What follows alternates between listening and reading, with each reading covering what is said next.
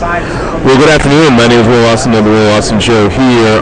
We're still here on Radio Row here in Tampa. It's been a great week, and we continue to enjoy ourselves. But you know what? There is something that's come to my attention, and on our show, we are activists. We don't just gain knowledge and keep it to ourselves, because that's useless. Knowledge puffs up, and it doesn't really help anybody. And so a story has come to my attention that you're simply not willing to believe, because it makes me scratch my head. It doesn't make any sense to me. It's a story about the Navy. The U.S. Navy deciding that there are some enlisted Navy folks that they're just going to, by congressional something, they're going to let go. No, these are not Navy people all who have been in trouble, who are somehow not pulling their weight. No. It's not that. It's that at some point, through some bureaucratic nonsense, they've decided that about 2,000 people are going to just be let go. They're going to break their contracts. And we've had this discussion. Imagine if somebody decided, well, I just want to go home. I don't want to be in the Navy anymore. That's what we're going to talk about. And I'm sorry, honey, I didn't get your name. Jennifer Beasley. It's Jennifer Beasley. Jennifer Beasley is a Navy wife, and thank you for being a Navy wife, and being a Navy family, and being a military family. People will often thank the family, because it's not just the person in the military that has to bear the load; it's the family that bears the load a lot of times. Tell my listeners what you just told me, because I'm still about it. It's crazy. Absolutely. Well, first, thank you so much for having us here. Last year, in March, the Navy came out and announced that they were going to have what's called an enlisted retention board. And they claimed that they had 31 overmanned rates that they needed to get rid of. They needed to make sure that they were within their congressionally mandated levels. So they decided to conduct this enlisted retention board, which is commonly referred to as ERB. And they downsized these sailors, 2,946 of them. They targeted sailors that were only between 7 and 14 years in these 31 rates. And they are all going home September 1st of this year. Is there some reason why they targeted 7 to 14 years? Was it that was the amount of money they're making? It sounds like that. They claim it's because that's where they had their overmanned rates. To me, it sounds more like they mismanaged the Navy, and this was their easy button to fix, where they had their problems, but the sailors are the ones being punished for their mismanaged rates. And these are people these are sailors who've been around for a while. These aren't just sailors who just came in and are new from like one to 4 years. We're talking about a brain drain, a talent drain, a drain of people who have obviously dedicated themselves to the Navy, that because of their mismanagement, they're deciding, we're going to fix this, and this is how we're going to do it. This is what they're doing? That's exactly what they're doing. That's amazing to me. Have they considered the effect of the families? Because we just talked about that. It isn't just the person, it's the families attached to these folks. Right, but we're being left without, obviously, jobs. We are being left without medical care, and the retirement that we had been working so hard for, that we had earned. We were allowed to finish out, and I say we because, like you said, it's an entire family involvement. Certainly. But my husband, he would have been to retirement. He would have been able to, if he was able to finish his contract, he would have been on his way to retirement. He would have gotten retirement. They've taken all of that away because they mismanaged this. And nobody knows. See, this is crazy, and nobody knows this. This is happening completely and totally behind the scenes, behind all the things that are happening here, all the things that are happening around the world. This is happening in our own Navy. This is happening in our United States Navy. I have tried since this came out to get it out everywhere. I started a Facebook page. It's called Sailors Against ERB, and it has all of our information on it. I've had petitions on the White House page. I have one going right now, trying to petition the White House to stop it, to somebody to look into it.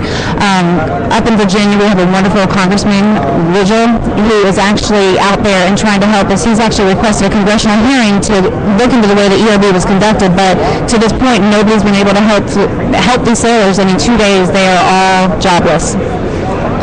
Some of them are even going to be homeless. There was a girl that was here with me earlier who has 6 kids, and they had a Navy contracted home. They were paying the rent on it, but it was a Navy contracted lease, and they just found out 2 weeks ago that their landlord is going to terminate the lease because he is no longer active duty. And in 2 weeks, she's had to pack up her house, and they have nowhere to go in 2 days.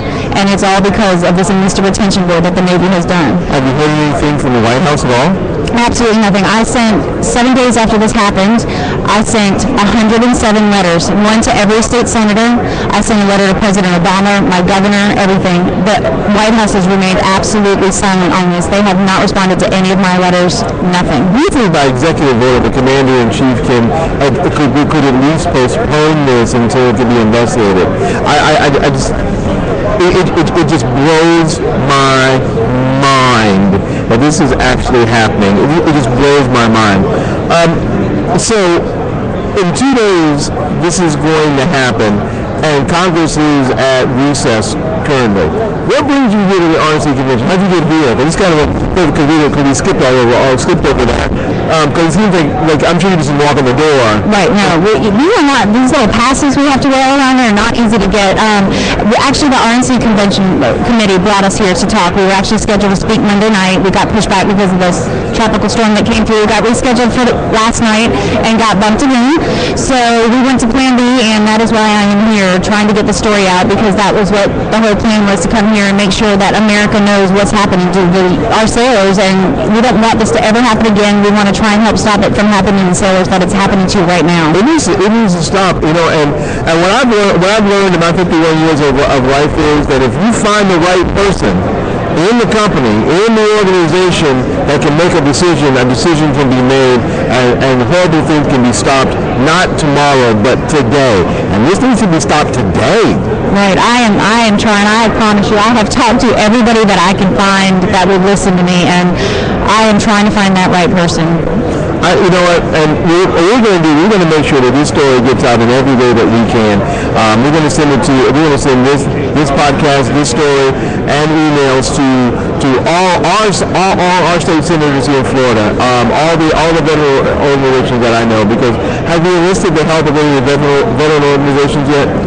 A lot of them are afraid to jump on, but I have not. Yeah, they said they don't want to back us. They don't want to go against the DOD. But again, we don't know who's instructed this. The DOD said that, this is what it is. It's congressionally mandated, but even though they're under end strength, it's not congressionally mandated. There's no congressional order that said the Navy needed to downsize. They're under end strength right now. But it's interesting. So we haven't found a person that says that, because everything in the military, somebody orders, correct? Right. They don't run the Navy by consensus. Somebody orders it. I can tell you who ordered this. The Secretary of the Navy, Ray Mabus. Ray Mabus ordered this. Okay, and you haven't heard from Ray Mabus? No, I've sent him letters. They don't respond to those. Greener is another one, the CNO of the Navy, and there's no responses. They had admirals come around and talk to all the sailors that were selected for the ERB, and when you ask them questions, their response was, we have no answers for that. We're sorry, we don't have an answer for you. We can't discuss the legality of this. Nobody will give us any answers to these. So they can't discuss the legality because there isn't any. Right. There isn't. This whole idea can't be legal, that they get to decide to change the rules in the middle of my contract and break it. Right. That's why we've actually gotten the help of a lawyer, E.W. Keller from Oklahoma. He's a former state senator, and he has actually picked up our case and filing suit for us, and it's actually in the federal court of claims right now. So we are in the process of doing that because, many military lawyers that we have talked to said we have a case. The Navy can't just break a contract because they want to. No. And is there a stay that can happen? Well, today is Thursday.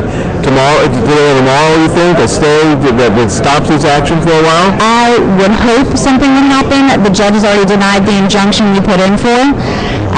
So the injunction's not going to happen, but I wish somebody would pick up this case that has the ability and the moral courage to step up and say, this is wrong, stop this from happening to these sailors. We're going to do everything we can at the Will Lawson Show to push this over the course of today, tonight, getting people's faces about it, asking if they've heard about it. That article that you showed me is from the Navy Times. We'll do what we can. I promise. We'll do what we can, because you know what? If enough people scream and yell and stomp their feet, people will listen. They have to. Yes. Because it goes back to this for me. Those folks who risk everything, we need to give everything towards all the time, not when it's just convenient. Right. It doesn't make any sense to me. It's not the way we do business in this country, and I don't care about the bean counters. Golly, I'm tired of being. I'm just sick of them. So listen, again, we're gonna stop this because we got to make sure we do some post production and get this out as soon as possible. Thank you so much. God bless you. Thank Take you. care, and we'll talk again soon. Thank you, honey. All right, listen. Here's the deal, folks. I want you, when you hear this, I want you to call your Congress critter.